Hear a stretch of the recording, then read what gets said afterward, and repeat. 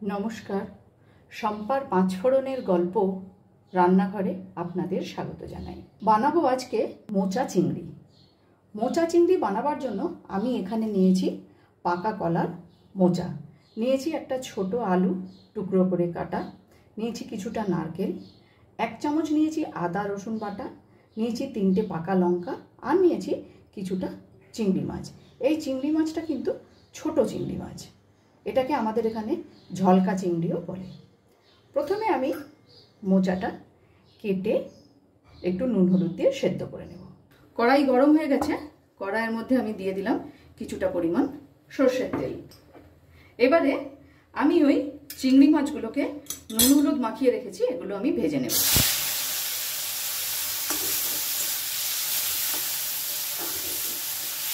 চিংড়ি মাছ ভাজা হয়ে গেছে, এবারে চিংড়ি মাছগুলো আমি তুলে নেব। ওই কড়াইয়ের মধ্যে আমি দিয়ে দিচ্ছি আরও কিছুটা সরষের তেল। এবার তেলের মধ্যে দিয়ে দিলাম আমি তেজপাতা আর দিচ্ছি গোটা জিরে।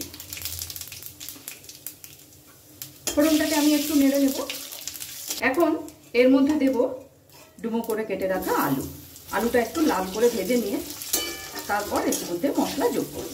আলু ভাজা হয়ে গেছে, এবারে এর মধ্যে আমি একে একে মশলা যোগ করে দেব। 1 চামচ আদা রসুন বাটাটা দিয়ে দিলাম, দিয়ে দেব একটু ধনের গুঁড়ো, দেব সামান্য একটু হলুদের গুঁড়ো, দেব পরিমাণ মতো নুন। এবার ভালো করে এটা আমি মিশিয়ে নেব। আমি কিন্তু এখানে কোনো লাল লঙ্কার গুঁড়ো ও টমেটো ব্যবহার করব না। মোচাতে সাধারণত একটু গোলমরিচের গুঁড়োটা ব্যবহার হলে ভালো লাগে। মশলাটা একটু ভালো করে কষিয়ে নেব। মশলা কষানো হয়ে গেছে, এখন এর মধ্যে আমি দিয়ে দেব সেদ্ধ করে রাখা মোচা। মোচাটা আমি সেদ্ধ করার পর একটুখানি হাত দিয়ে এটা চটকে দিয়েছিলাম।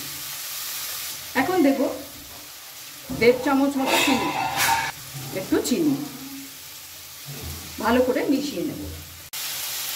মশলার সাথে ভালো করে আমি মোচাটাকে মিশিয়ে নিয়েছি। এবারে আমি দিয়ে দেব নারকেল বাটা। নারকেলটাকে আমি মিক্সিতে পেস্ট করে নিয়েছি। এটা দিয়েও মিশিয়ে এবার এটাকে আমি ঢাকা দিয়ে দিচ্ছি 5-7 মিনিটের জন্য।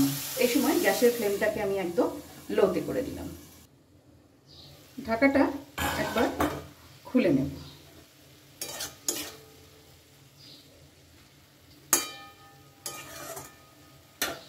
চিংড়ি মাছগুলো আমি মিশিয়ে দিয়েছিলাম, এবারে এর মধ্যে দিয়ে দেব কাঁচা লঙ্কা।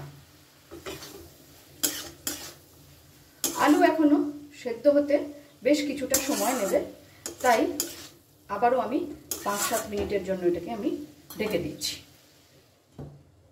এবার আমি ঢাকাটা একটু খুলে নেব, দেখে নেব আলু কতটা সেদ্ধ হয়েছে।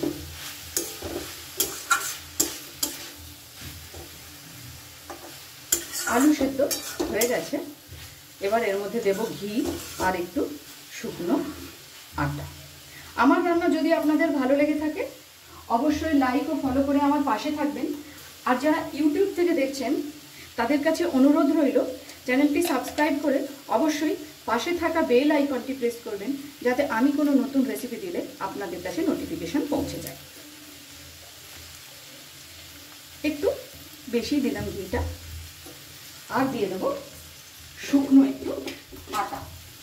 আটাটা দিলে এটা একটু মাখা মাখা ভাবটা হবে। ভালো করে এটাকে এবার আমি মিশিয়ে নেব। মোচা চিংড়ি খেতে কিন্তু খুবই ভালো লাগে। আপনারা চাইলে এখানে বড় চিংড়ির ব্যবহারও করতে পারেন। এবার এটাকে আমি 5 মিনিট মতো স্ট্যান্ডিং টাইমে রেখে পরিবেশন করব। তৈরি করে নিয়েছি লোভনীয় একটি রেসিপি মোচা চিংড়ি। ভিডিওটি আপনাদের কেমন লাগলো অবশ্যই কমেন্টস করে জানাবেন। আজ তাহলে এই পর্যন্তই, দেখা হচ্ছে সামনের ভিডিওতে অন্য কোনো রেসিপির সাথে। ভালো থাকবেন, সুস্থ থাকবেন।